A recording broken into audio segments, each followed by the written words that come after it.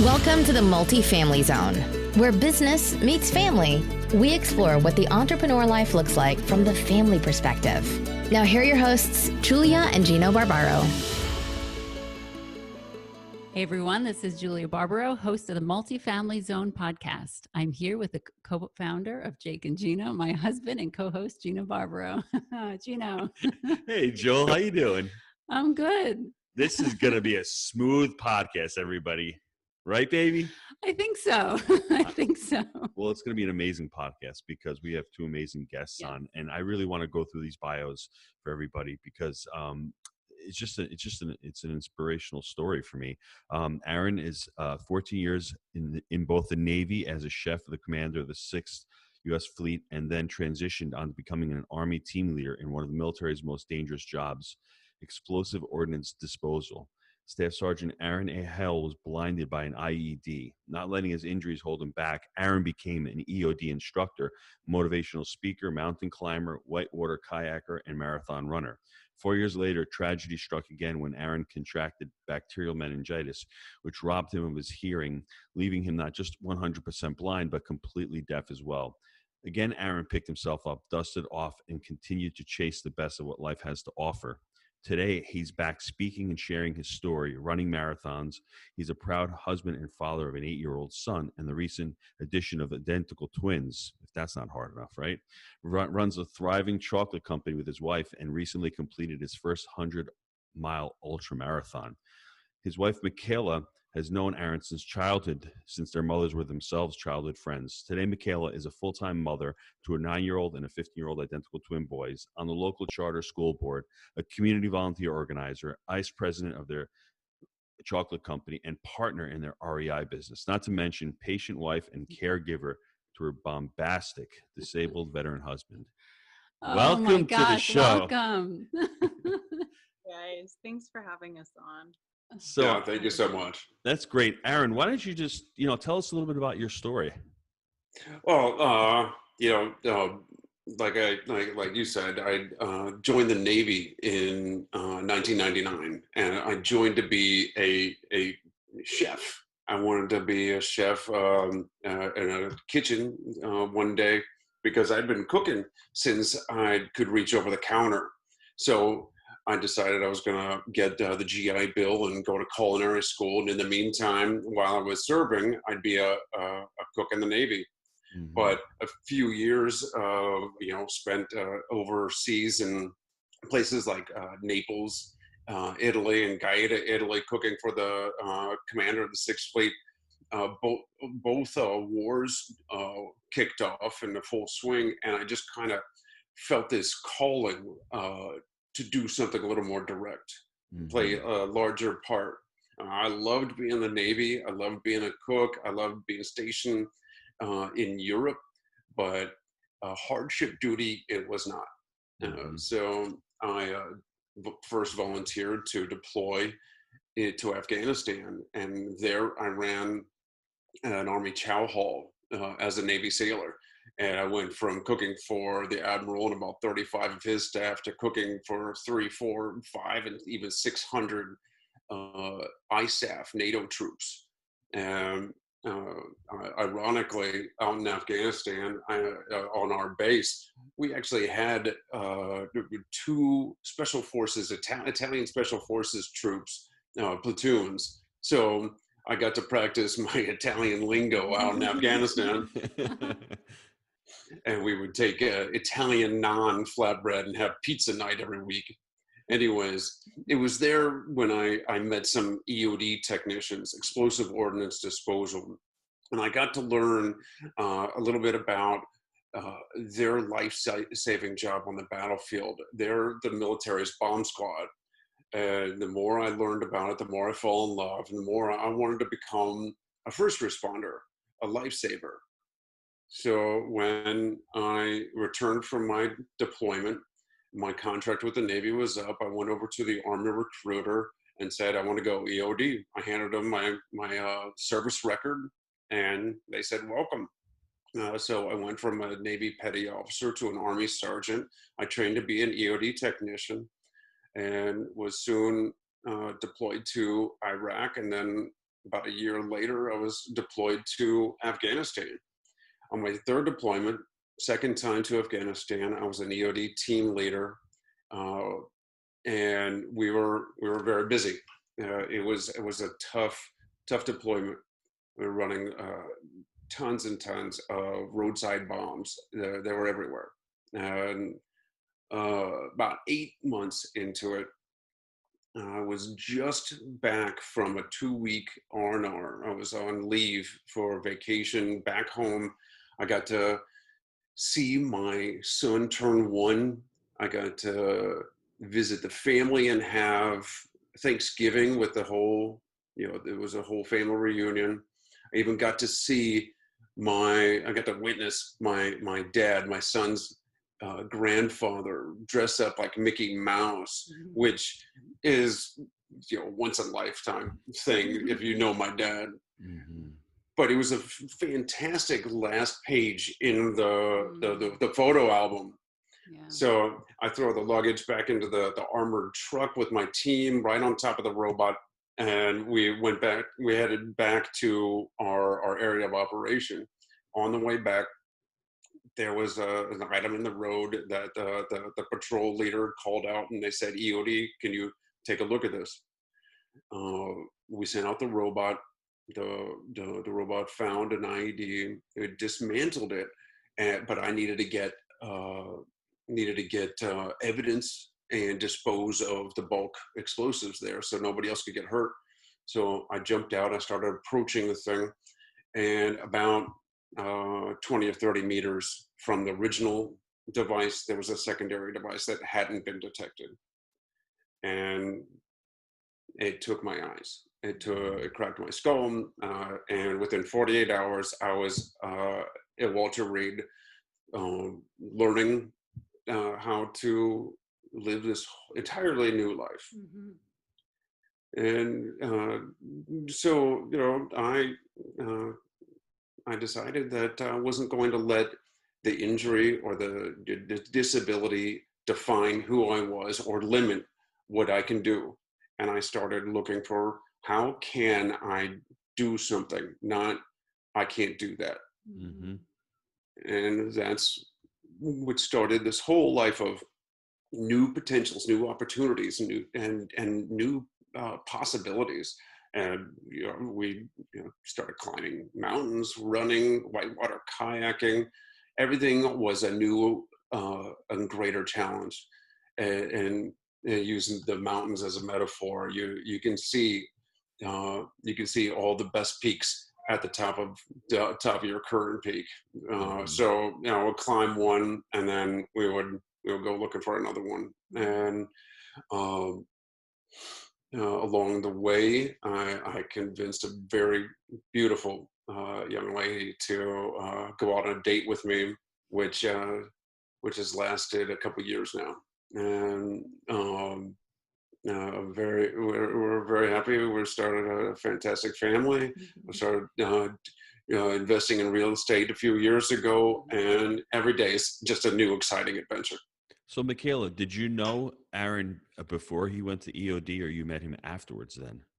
So I knew him as childhood friends. So his mom and my mom grew up like 2 doors down from one another as kids. So they were best friends growing up, stayed in contact during their adult life, got married, had kids. And then my mom would bring me and my sisters to Aaron's house during the summers. I grew up in Colorado and Aaron grew up in Ohio. So we would just like go over there for the summer on our way to Ocean City, Maryland. And so I knew him before his injury. I had a huge crush on him as a child.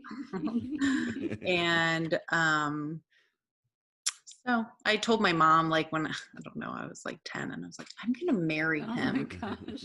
And so funny how life works out. But, we went our separate ways. Like Aaron joined the military and was off doing cool things. And I stayed up to date on what he was doing, but only through his mom. And I was doing my own thing. I had a career, and it wasn't until after his injury that we reconnected. And and then started dating and got married. So wow. That's unbelievable. What an unbelievable story. And I just want to know the behind the scenes, because, we hear Aaron's story, and I'm sure a lot of people know that, but there is another part to it. And it's the other side of the marriage and the struggles that McKayla, that you deal with every day.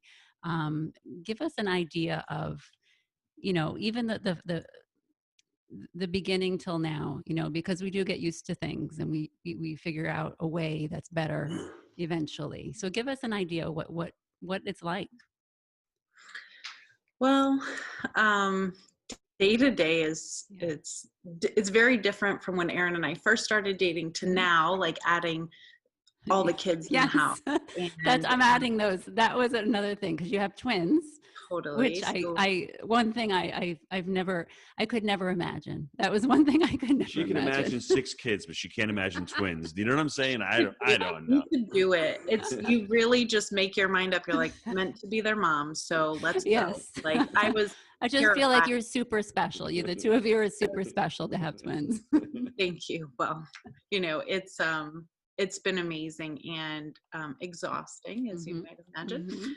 They're at daycare, which is why you don't hear any screaming babies in the background of this podcast. So, but they're a joy, and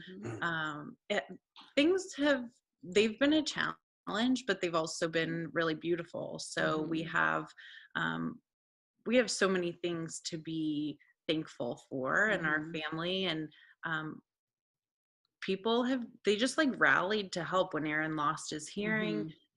Aaron has made a huge network of friends and acquaintances and people that would do anything to help him and get him what he needs resource wise. So we feel really thankful to have people we can call on to support us if like the VA is not coming through on a commitment that they need to or whatever. But it really takes a lot of advocating, and that became my full-time job, was advocating for what Aaron's immediate needs were, and then jumping on, once he started getting better, then jumping on board for, okay, what are your goals? Like, what are we going to do now that you're blind and deaf? And like, and then we have to navigate learning how to use cochlear implants and setting up all those surgeries and appointments. So it's been such a journey, but I'm really grateful that you acknowledged me, because Aaron's on a lot of podcasts, he's on a lot of shows, and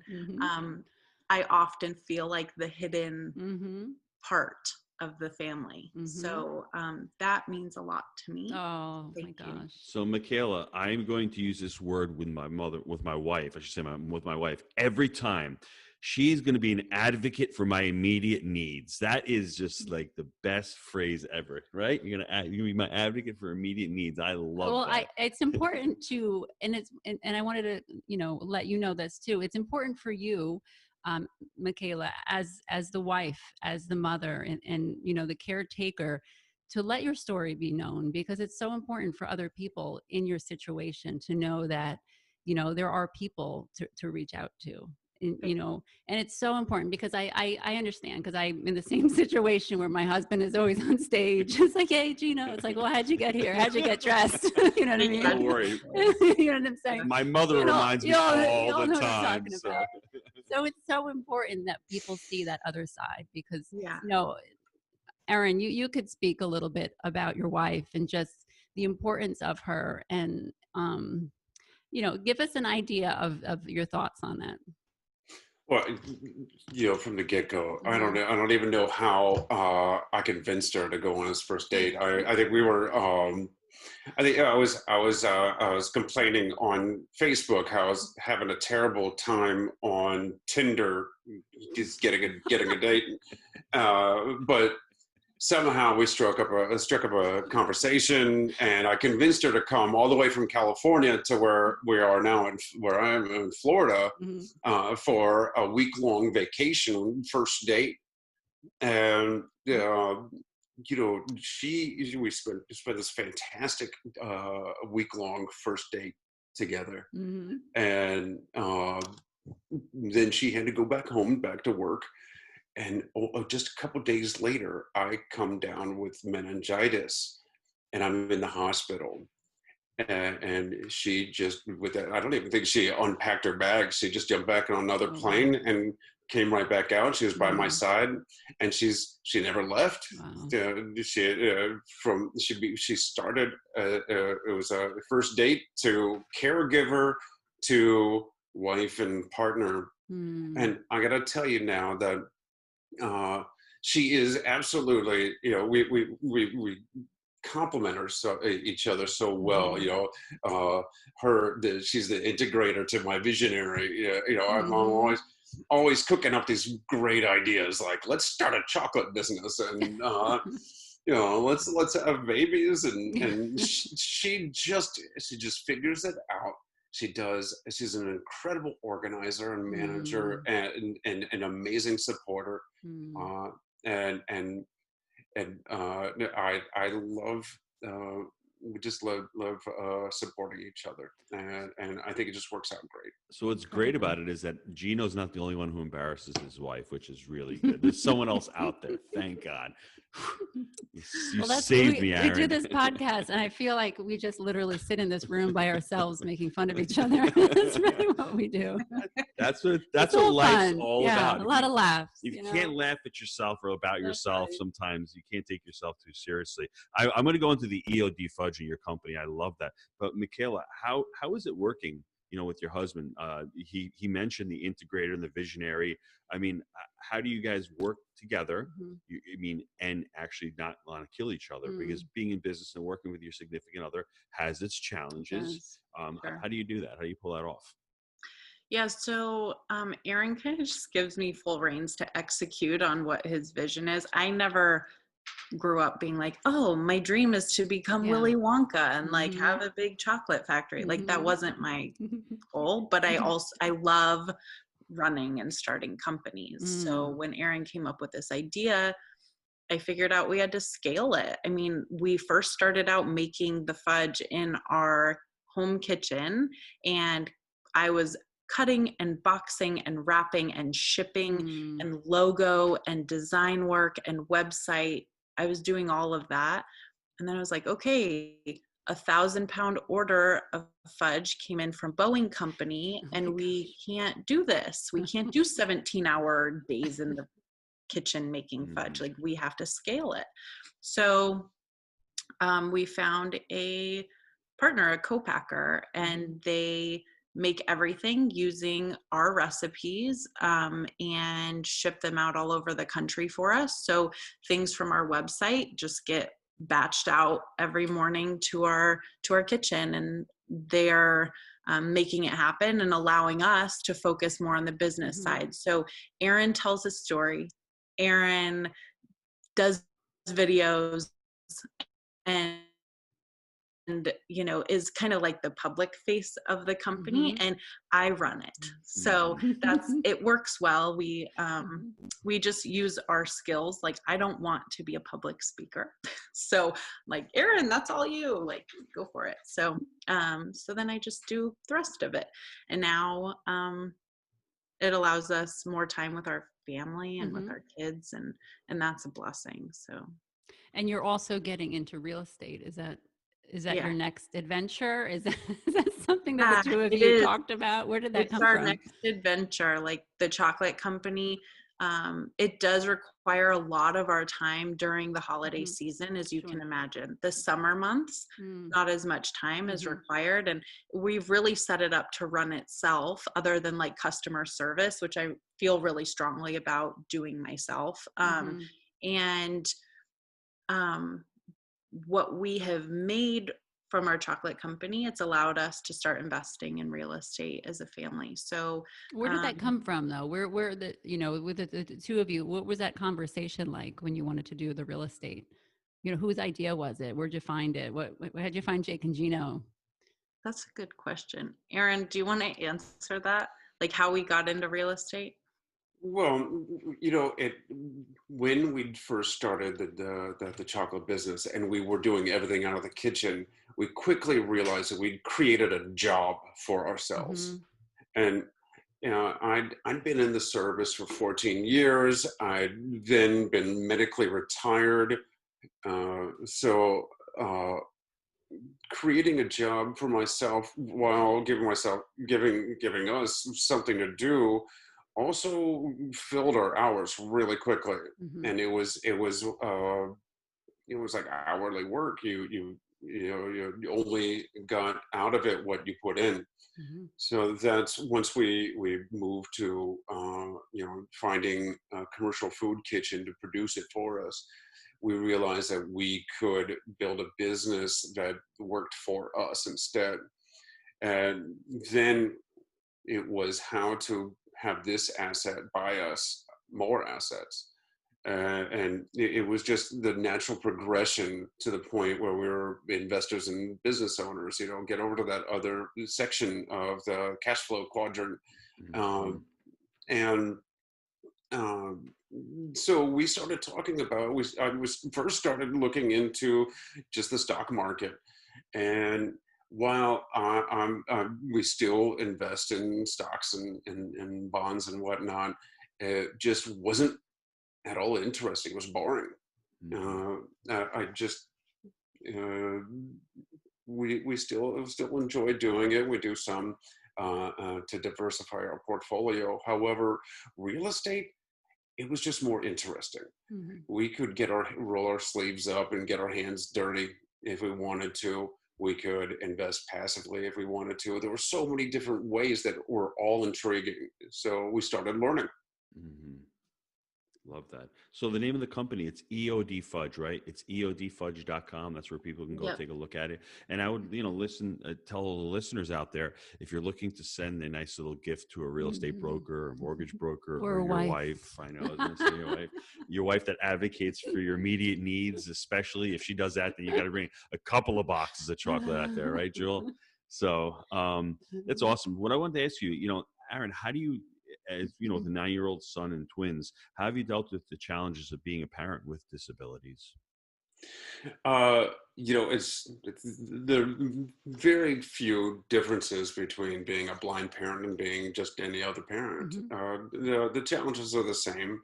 Now, I thought diffusing bombs was scary. Now I got to do poopy diapers without looking, but It might be good. It might be a good thing. we're all just trying to figure out day to day how to conquer the next challenge, and children are nothing but endless sources of opportunities to rise to the occasion. But that's the same for being a blind and nearly deaf dad. I just got to find different opportunities, different avenues, different solutions. Yeah.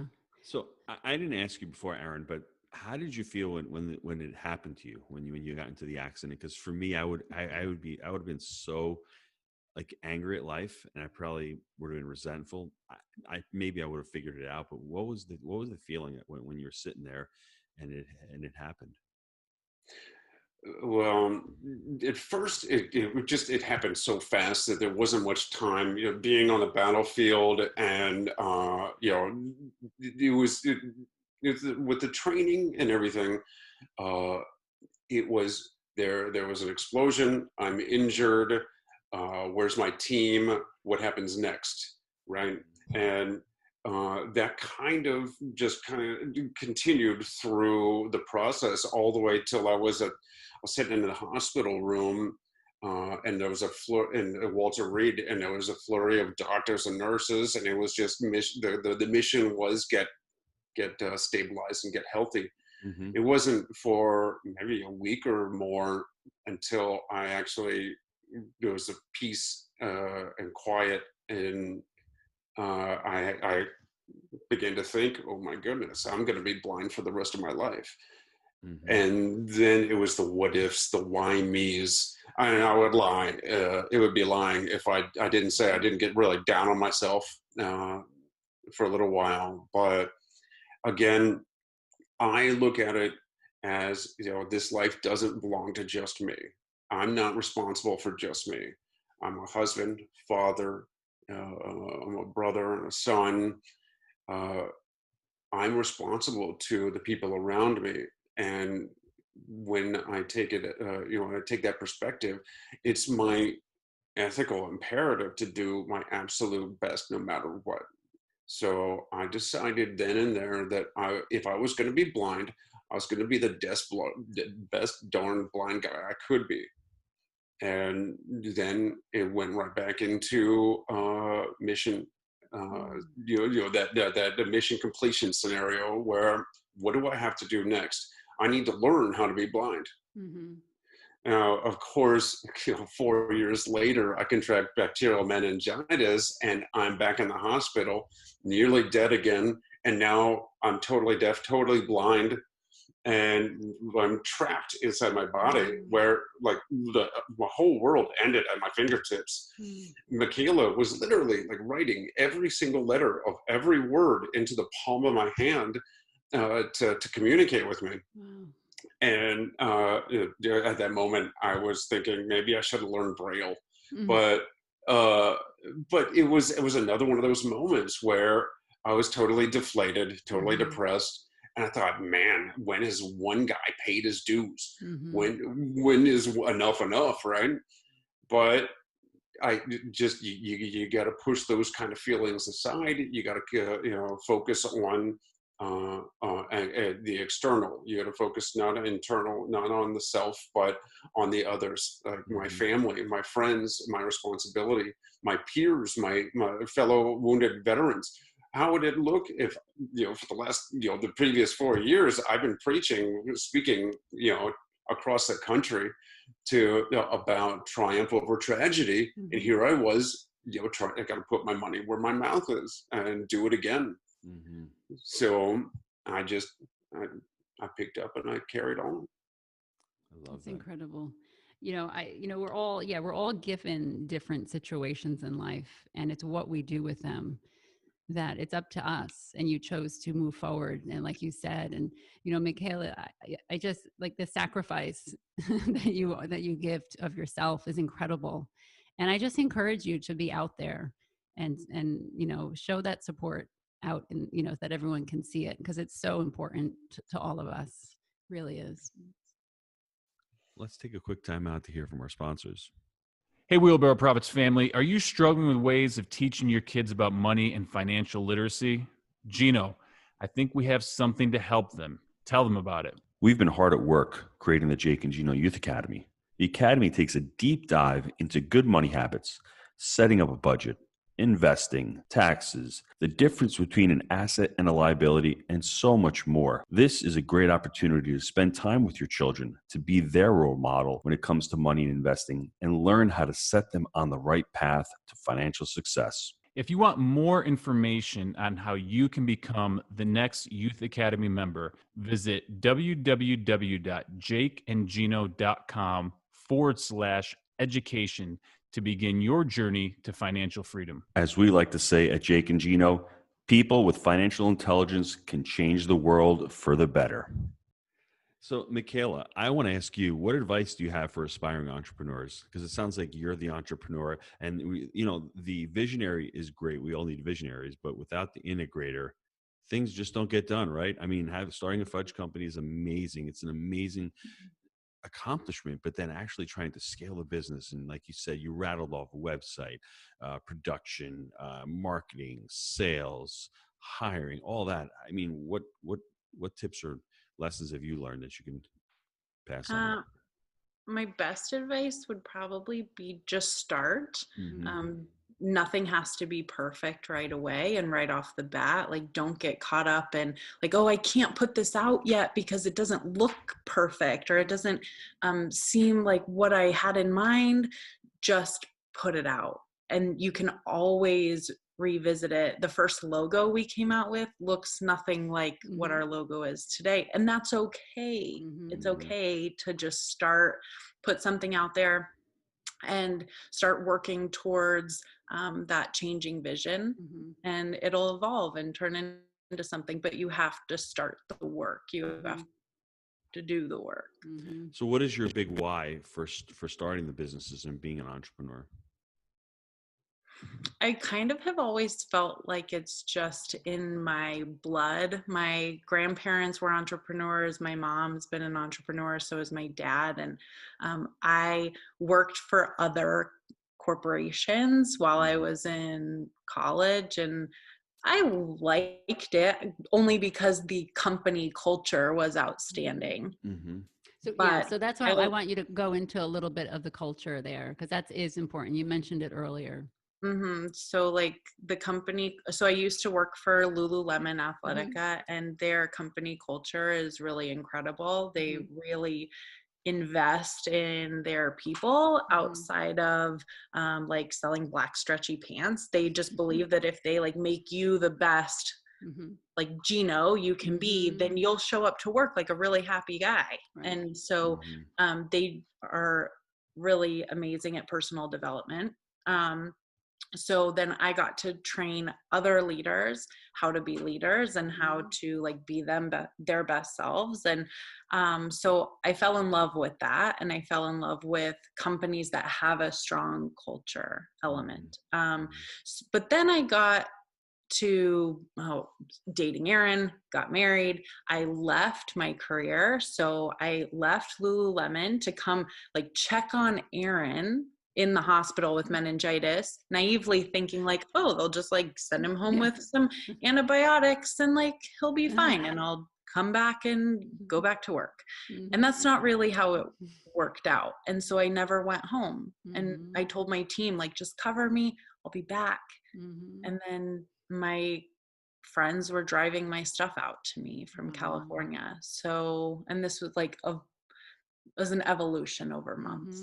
But once we got out of like survival mode of just making sure Aaron survived meningitis, was like not super depressed, and then navigating the cochlear implants, we started a chocolate company, mostly out of a need for Aaron to have something to do and like a mission to accomplish and a motivation to wake up every day. And Aaron loves to cook. So it was the holidays. He was making chocolates for neighbors and friends, and I was just giving it away because it gave him something to do. And then I saw that it brought a smile to his face. And that was the first time I had seen him smile in like 6 months. So I was like, we need to keep doing this. And I don't care what fashion. He needs to keep making chocolate. And so I was like, make new recipes, like try something different, like put some alcohol in there. I don't know, like let's just make it fun.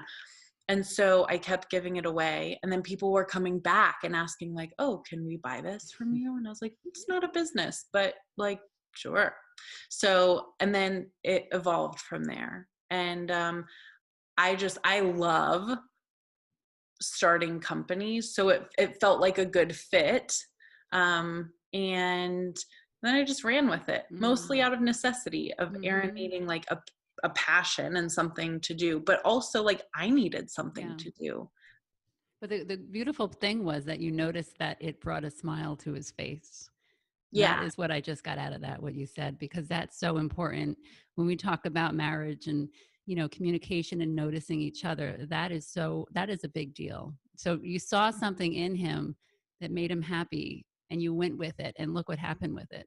It became a successful company. That's pretty amazing. See, I look at it the other way. I look at it that McKayla's like, let's start a fudge company. I'm going to blame Aaron for starting it, and then we'll start it, right? So no, I'm just joking. But it's just funny how that is. It's funny how we hear different things. Yes, no, right? I'm just joking. But I think it's awesome. I think that's how you do it. You commit and then you figure it out, right? Yeah. That's what everyone is. Right. And my other thing, everyone that's listening, done is better than perfect.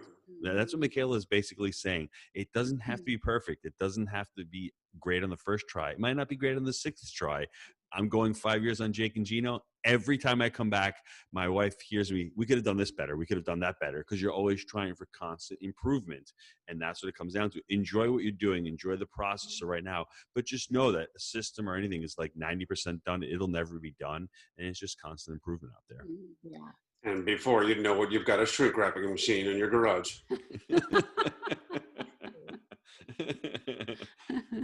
So what's your big message that you want to share with our audience It's so important to hear it. So I just want to ask you, Aaron, first, what's your big message that you want to share?